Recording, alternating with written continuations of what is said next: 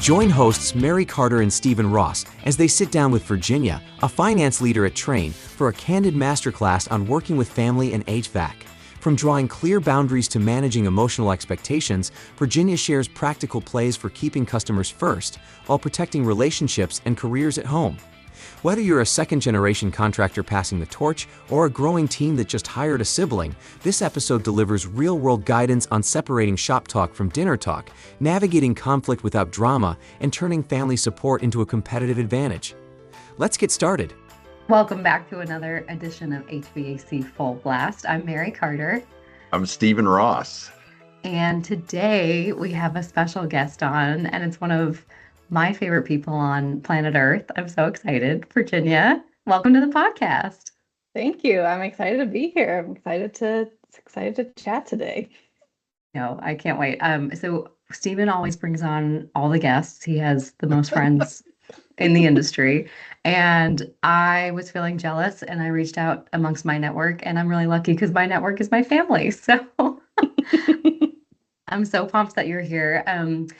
How can I introduce this in a concise way? Why do I get to afford the opportunity to bring my sister onto HVAC Full Blast?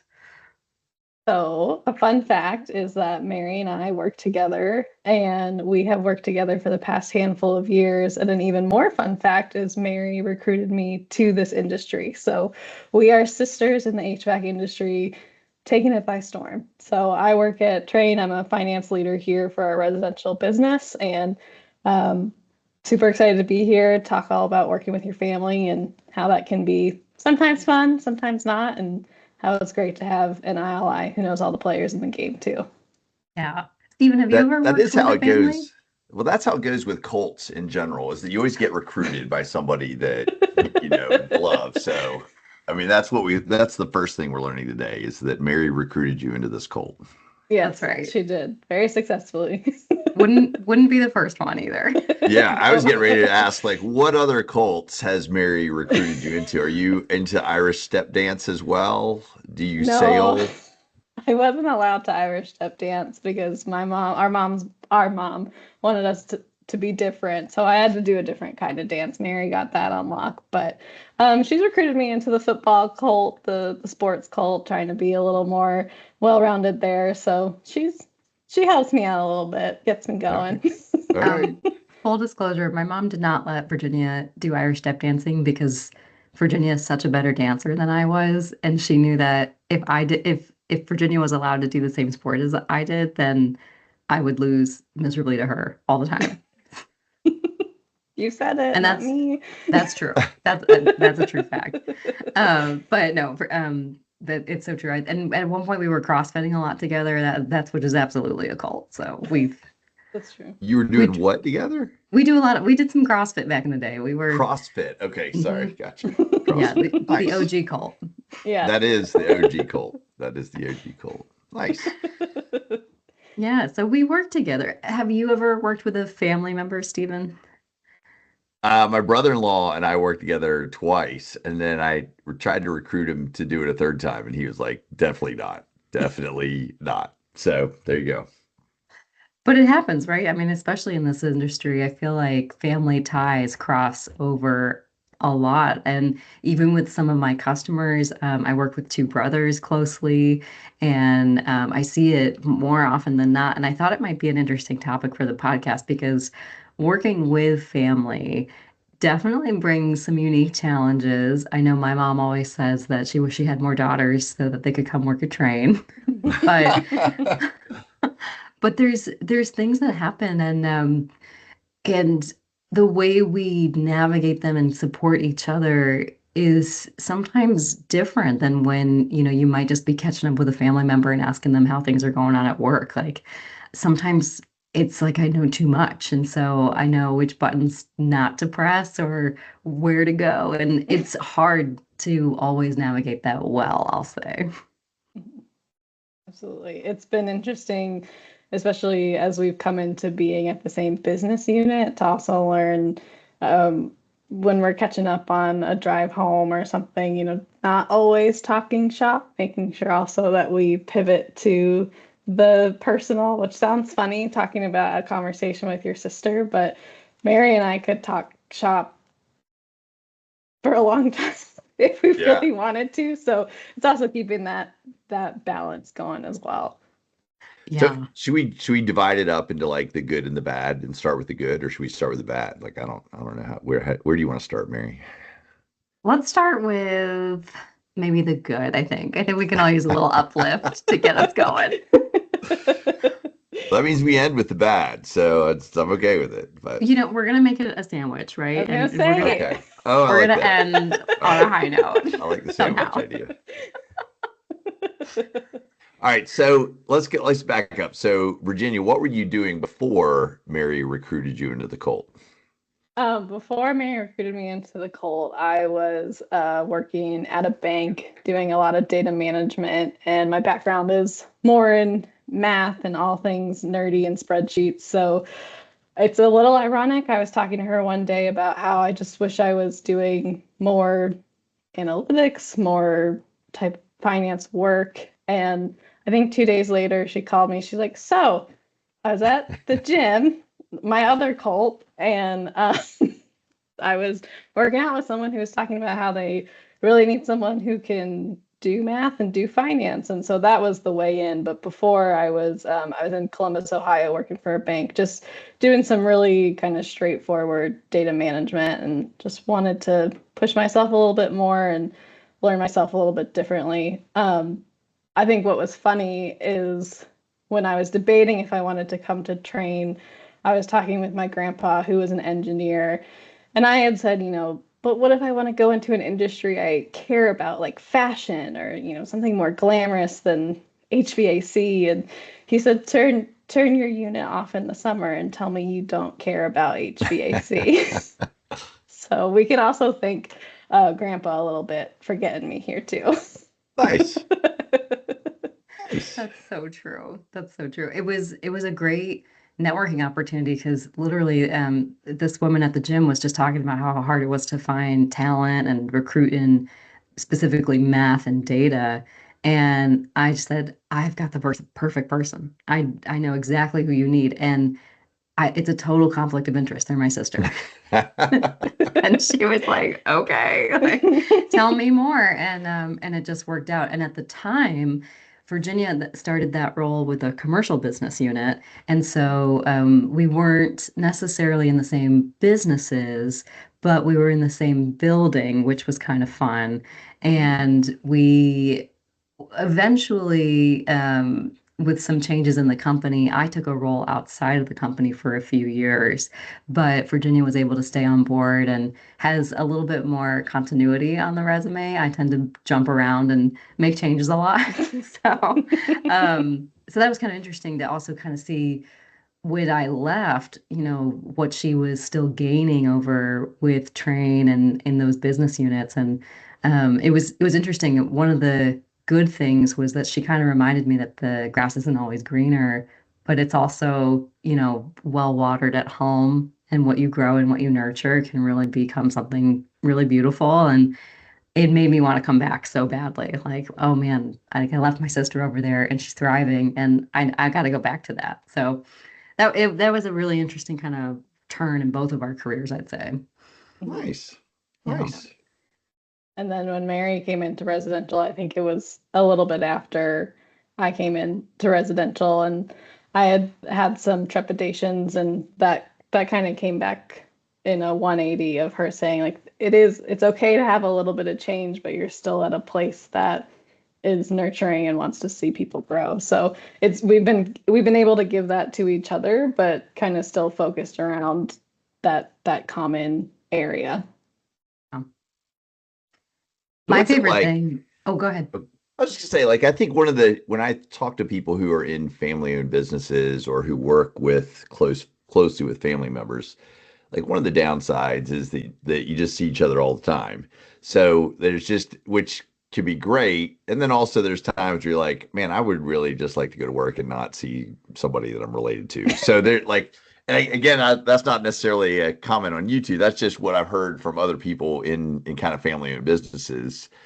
So there's maybe, one challenge. So how do you guys how does that play out? Has that ever, I mean, you worked in the same building, but you didn't necessarily have desks next to each other. So like, have you ever run into anything like that? No, I mean, for me, uh, because we work in different states now, I think it's more fun when we actually get to be together and people realize, like, oh, you said you're sisters, but now that I'm standing next to you and you're both laughing at the same time, absolutely, you were raised in the same household. Yeah. But when we were in the same building, like, because there was still that separation, I always thought that was really nice. And it can get you into a little bit of trouble though, because I could go up to Mary's desk and talk to her, and then we look at the time and it's like, oh, we've been talking about maybe family drama for 40 minutes, and we do both have jobs that have expectations and need to get done. So it does come with a little bit of that blurred lines of, is now the right time? So, but I think now it's more fun when we get to be at events together, because especially with how Mary is so customer facing, also having that linkage point of, we work in a family business too. It just is maybe a different scale or a different way that we serve our customers, but it's a fun way to have that opening conversation with some of Mary's customers. If there was any piece of advice that I could give family members working together, it's to be very mindful of the development plan that your family member is on, and in my case, my sister, and also your own. Like Virginia deserves her own runway to shine and create opportunities and be a presenter and take the lead. And I'm her older sister, and I just want to be there for all of them. But I had to learn, especially when we were in the same building, like this is her moment, this is her presentation. Like you sit in the back and you watch and you cheerlead, but maybe you don't ask a question because you have to kind of give that space to allow for everyone to kind of feel the environment almost as if you weren't there. And I think what's so cool about being able to work with family is your ultimate best support system is there. So to act like you're not there for me is really challenging. But I also recognize the importance of being able to give, her just some room to go be herself. Like we all have to keep learning and, keep finding areas where we want to learn and do other things. And if it's just me hovering over on that, then that's no good for anybody. But I'll say that's one of the hardest things for me about working with Virginia. Like I'm her number one fan. So I'm just so excited to like hear about what she's doing, what she's talking about. And like she said, next thing you know, time can get away from you. And I'm like, oh right, I have my own job that I gotta go do. So we do have to be really mindful of that. Mhm. That's pretty cool.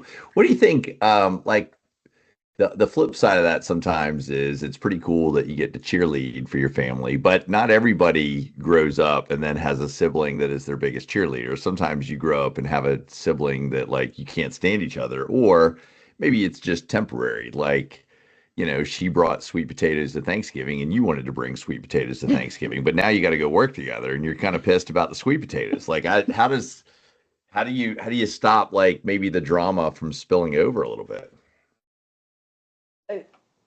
Uh, For me, it's been I've had to learn to kind of find my voice in that way in a lot of different avenues in my career, but especially with Mary, it's also just saying, like, I don't have time for it today, and being willing to just, whether it's Teams, text, call, I need to problem solve this. I need your help to problem solve this actual work issue. This is a real life revenue issue. So can we just put it to the side and solve this? And sometimes, as sisters, it helps us get over whatever else might have been happening, but it also allows you to have that privilege of focus and also realize that as we are family who work together, at work comes first. Maybe with, the few life moment exceptions, but when we have to get into that mode, I think people who have worked with us in settings would agree, we're very capable of challenging each other or recognizing that we are here to get a job done. And I think that speaks to us also being high performers and just wanting to do well and maybe being competitive growing up, but being able to just draw that line and say, leave the sweet potatoes in the past because we've got to actually problem solve this for our customers. And it's also that mindset of keeping the customer at the heart of what we do and wanting to make sure that the dealer, the distributor, the actual homeowner is what is our North Star, not just our drama. That's how I think we've approached it in the past as well. I know. I'm really sitting here racking my brain trying to think of drama that we've had recently, and we are maybe just lucky that way that we just kind of in general get along. And that was not always the case. Like we definitely had our years of just kind of like, I don't know what she does. I don't know what is going on. So it's been years of kind of always working back to that closeness. But yeah, I mean that really is it. Like when we go to work, you just it's just not the time to like rehash what happened at grandma's birthday and like how all the weird holiday plans did or did not happen. It's just we just have kind of learned like that work time is precious and personal time is precious too. And so we're just I think we're both really protective of keeping those buckets fairly separate.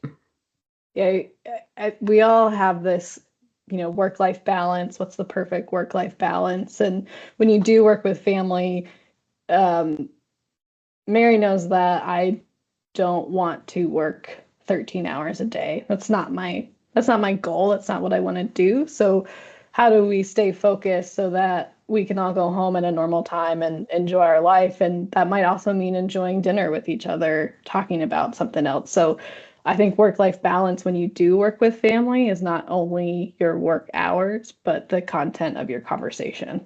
Yeah. Well said. So what do you do? What do you do at like, you Sunday afternoon dinner or something there, and the whole family's sitting around, and you guys are talking about Trane, and everybody else is like, "Dang it, let's talk about something else." Does that did that ever happen? Yes.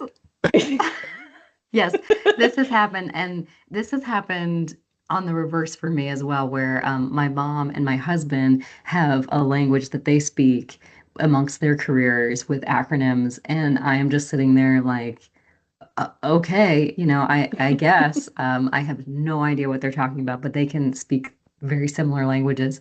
And so it's really fun when I get to do that with Virginia, because then we get to go into like acronym kingdom and we get to do it too. So on the one hand, I don't know, maybe my jealous competitive nature is like, oh, I have somebody I could do that with too. I always use it as a test. Like Mary and I might be talking, but can they follow the conversation? Because if they can, a homeowner can. Sometimes I fail. Sometimes I fail miserably, especially talking about people and with no context. But I also think you can use it as work is a big part of life. So how do you bring everybody else into the conversation too? Other people might have perspectives that they can share. We all have also gotten shut down by our parents of like, enough is enough. Sometimes you feel like you're back a kid getting scolded and you're like, oh, okay. Pivot to, what I baked this week or something instead. Yeah. Do you ever does the reverse ever happen where you're at work and somebody's like, I can't take both of you at once, like talking about whatever? Like, do you ever run into that scenario? I think it's more like we had the opportunity to travel to the same event in February, and it was more just like, wow, now that I see you next to each other, like, I can't believe you're really sisters. Or I had said to someone sometime, oh yeah, Mary Carter is my sister. And they were like your blood sister? I said, yes, I'm curious as opposed to what? And they're like, oh, like a sorority sister. I was like, no, she's my family. Like, so it's not so much, I can't handle you guys together, but it is a little bit of like, wow, I can't believe you're actually related and here. And working well together. I think that's more the surprise. I Here's agree. Here's something that happens to me, Virginia, is, I'm somewhere and somebody goes, "Hey, I heard your podcast." And I'm like, "Yeah, what do you think?" And they're like, "I think Mary Carter's awesome." And it's Mhm. happened so often that like I get sick of it. Like, do people ever walk up to you and just go, "You know what? Your sister's really awesome." And you're like, "Well, you're the thousandth person to tell me that, but by all means, tell me again." Do you ever just get Yeah, sick of that?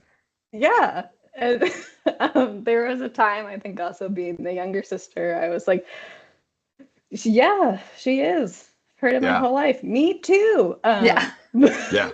But but now it is a little bit of like, yeah, I know she's really good at her job and she's really good with her customers and she knows her stuff. And again, it takes people by surprise of like, you're not gonna say, oh, she was annoying or throw her under the bus. And I'll be like, well, yeah, she's my older sister. Of course she's annoying. That's also her job. But like, I think she's really good at what she does, so I think she deserves to be there. And so, it does happen, but it's a little bit funny. There are some people though who will be like, "Oh, which Ewan is going to be my favorite sister today? Like, I just talked to Mary, now I'm talking to you. Like, which one is going to, make my life a little bit easier?" I'm always like, probably Mary. I'm in finance, let's be honest. She's making you money. I'm telling you not to spend money. So, That's so true. I mean, we talk about that kind of advocacy for people that you network with anyway, right? That, who's speaking up for you when you're not in the room. And again, like it's so natural and so easy for me because it is a family member, but it's a really good thing to carry forward too when you just think about your other coworkers too. Like, not that, I think sometimes we say like we're a family, like in the sense that maybe can feel a little cheesy, but if you really are working closely in a business with people, sometimes they do feel like family. And the way I always think about it is, well, like, how would I talk about Virginia in this moment? And like, I'm proud of her. I want to compliment her. I want to praise her. And you can bring that forward when you're talking about other employees too. And that's a good way to think about employees and working together in family is, talking about people positively. One thing that has happened to us that I find interesting, and I think maybe people can relate to, is sometimes we're privy to sensitive information. And there have been moments where it's like, wow, the first person I want to tell this to is my sister, not even because of her finance role or anything, just because it's like some piping hot tea. And I cannot. That is not that would not be appropriate, to be Yeah. sharing. And that's hard. That one gets me. And I have to say, I don't think we've been burned by anything necessarily, but it is really challenging when you want to kind of dish on something that's going on. And again, it's a line that we're very, very careful about. And if I could give that advice too, it's just because they're family doesn't mean you have to let them in on every little detail. And if you've seen that too, Virginia. yeah, and I know that my roles and responsibilities. I also know it would be very easy for people to go to Mary and say, "Well, can't you just ask Virginia? She's your sister." It's like, well, I could, but ethically, no, so I won't.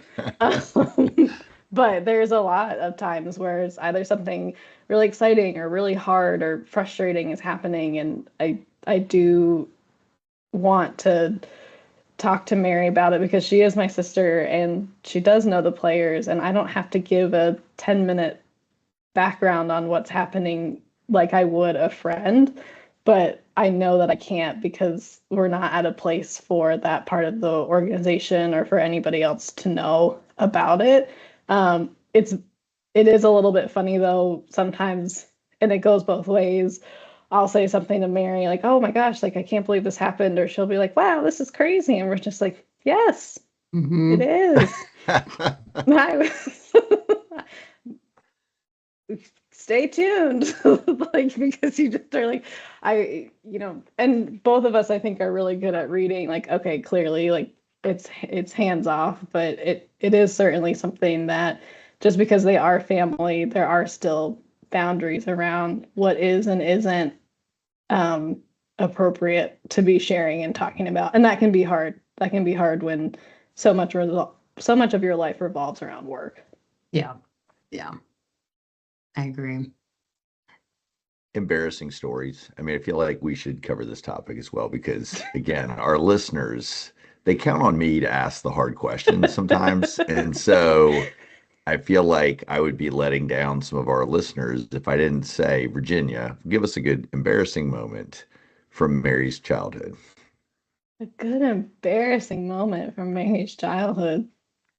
I was a pretty self-centered kid, so I don't know if I was paying You're like, Mary who? attention. I was like, Mary what? Mary who? No, I think I'll just like, it's not embarrassing. I just think it's kind of funny. Like when Mary was driving back to school one year, she had a goldfish. Mary had a pet goldfish in college named George, who was alive for much longer than a goldfish should. And we were driving back from New York to where she was at school in South Carolina and just like constantly checking on this goldfish. I was like, what are we doing? Like, but also like making music videos in the car, and we both were very into like Harry Potter on Game Boy and all those things like that. But George the goldfish just sticks out to me as like so random, but she did it. She had him for a really long time. He was a real one. How long did George the goldfish last? Like 3 years.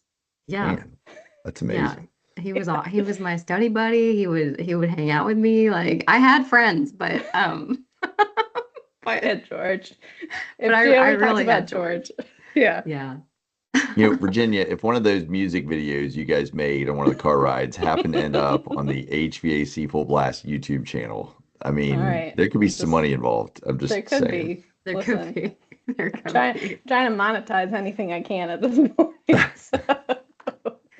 But I feel like maybe just for myself, like I always think of Virginia as like being really good at hair, and she's just got this like long hair that I've never been able to really grow. And I am always constantly like coming to the office whenever I'm in town and something, and just like seeing myself in a mirror, and then I'm like, I need Virginia to like come over to my hotel and like get me ready tomorrow morning. I'm like running around like a crazy person. Like if there was one like non-work related skill that I could have, it would be her ability to like actually put together a hair look. But I'm so glad I did my hair this morning, because that would have been really embarrassing if I had like a top knot on my head. Yeah. Well, I just want to think about bringing it back kind of to our contractor world, and kind of leaning in on one of the questions you brought up earlier, Stephen. But when there is family drama or family conflict, and we already kind of talked about how we just know that there are clear lines, and if work is coming up, we've got to get over it and work together to kind of like let the work situation go first.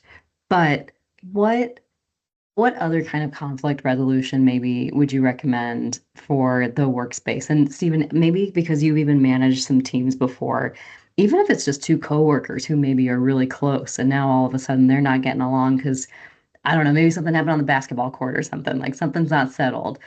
How do you resolve conflict in the workplace with someone that you're really close to or just friends with?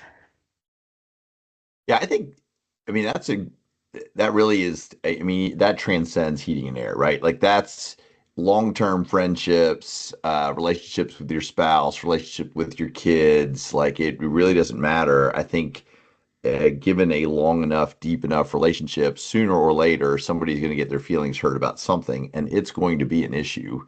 And so, what happens next? I mean, I think that's the challenge. And thinking through, you only control your side of the equation. That's the other piece to that. And so, what you might wish would happen, and then what actually happens are almost always two different things.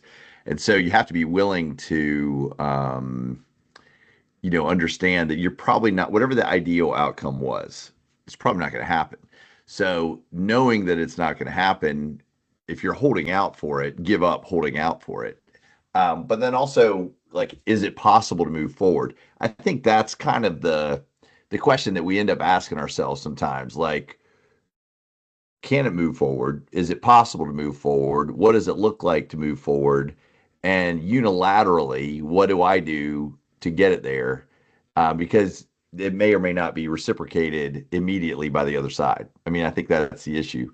And with family, it's tough. I mean, we work with all size companies at Sandler, and one of our clients, a very successful client, was a third generation family owned business. So grandpa started the business, grew it for a while. There were three brothers that took the business over.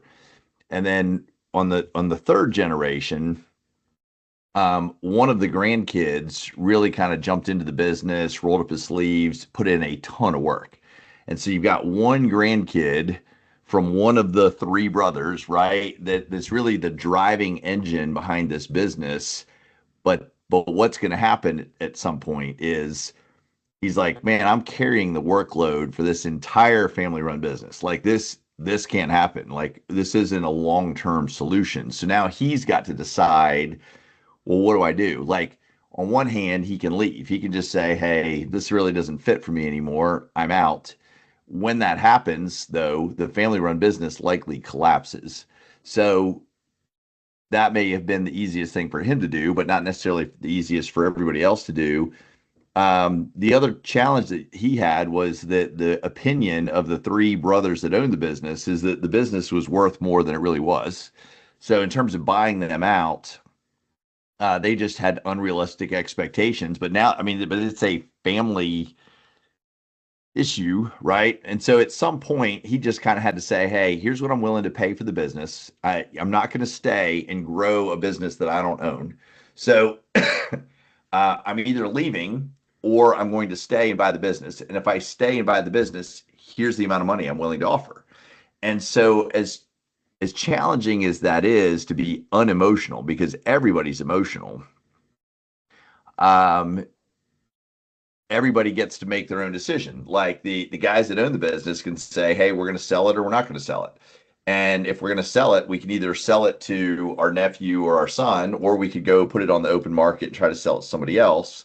And in a lot of scenarios, that may be the best way to do it, is to say, hey, we had this tight family, but the business really now is what's causing the angst. And if we want to preserve the family, like we might just have to liquidate the business or sell it and take the cash, split it up. Or, ultimately what ended up happening is they did sell it to the guy that was running it, but they sold it and just were bitter about it. And so a lot of times now, like the family is kind of splintered and they don't hang out together anymore. And that's fine too. I mean, I don't know. Yeah. Not everything works out perfectly in the end. Not everybody lives happily ever after. And I think sometimes you just go, hey, do I want to be here? Do I want to be involved? Do I not want to be here? Do I not want to be involved? And so everybody's got to really kind of make their own decision on that.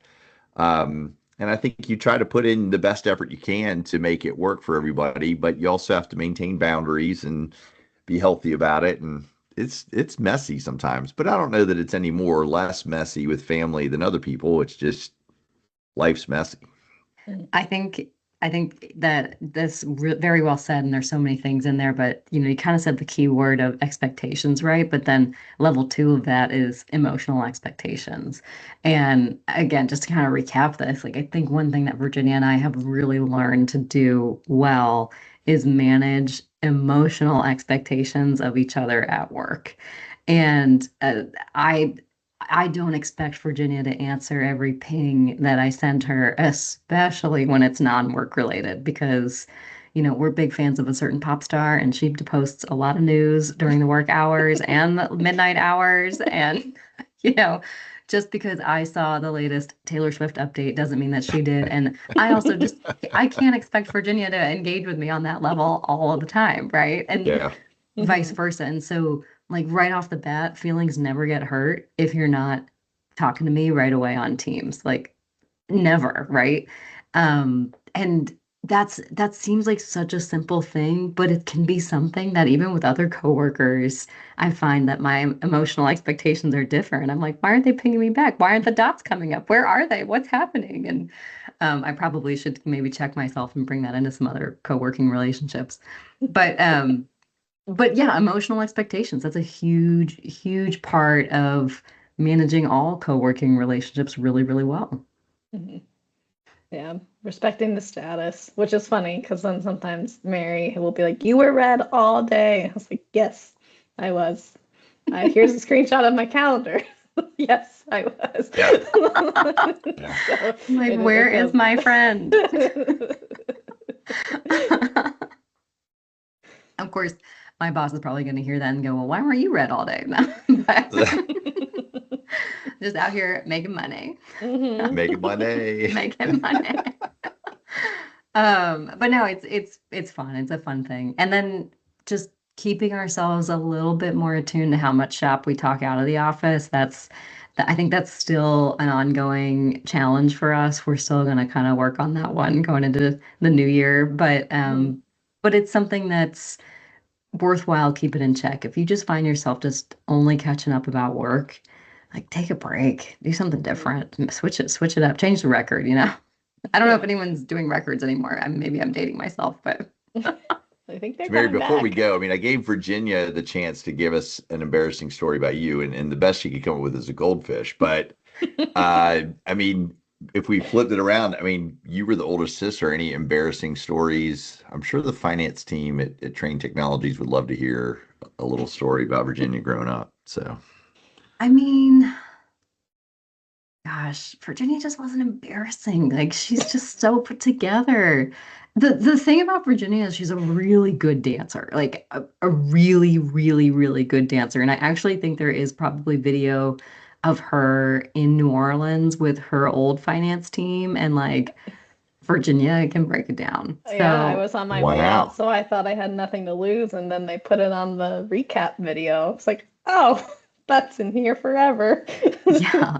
So all of my like it would be mortifying for me, but like Virginia just straight dancing up in public, it was a regular thing in our family, and but she was so good at it. So for me it would be embarrassing, but not this one.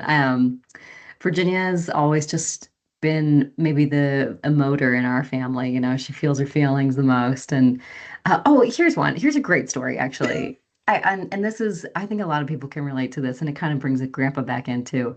But Virginia was a huge, huge dessert fan growing up. But the rule in our house was you had to And to eat this your, day, let's be and clear. but you had to eat your growing food first. And she won an argument with our grandfather, who was an engineer and very, very strict. Um, but you know, looked him right in the eyes and said, "My growing food side," and like referenced half of her body. "My growing food side is full, but my dessert side is empty. And I cannot eat any more growing food. I must have dessert now." And he thought the way she put together the full argument was so succinct, and growing food side and dessert side became standard language in our house. Mhm. So, Yeah, So that's a good as one. somebody uneducated in dance talent, like on a like what would be if we had to come up with like Elaine on Seinfeld level, like maybe that's the entry level, and like Janet Jackson backup dancer is the oh, top level. Like where does Virginia rank on that list? In the middle. And Mary's gonna be like, no, What? Janet Jackson, background dancer. But yeah, no, in the no. middle. Virginia is Beyonce always. I kind Oh, oh wow. All right. And Virginia, where does Mary rank? I mean, on like the scale of dance talent. What do you entry like? level. Her dance sport didn't allow her to use her arms, so we are still working on that. That's amazing. That's I amazing. don't know what to do with my hand.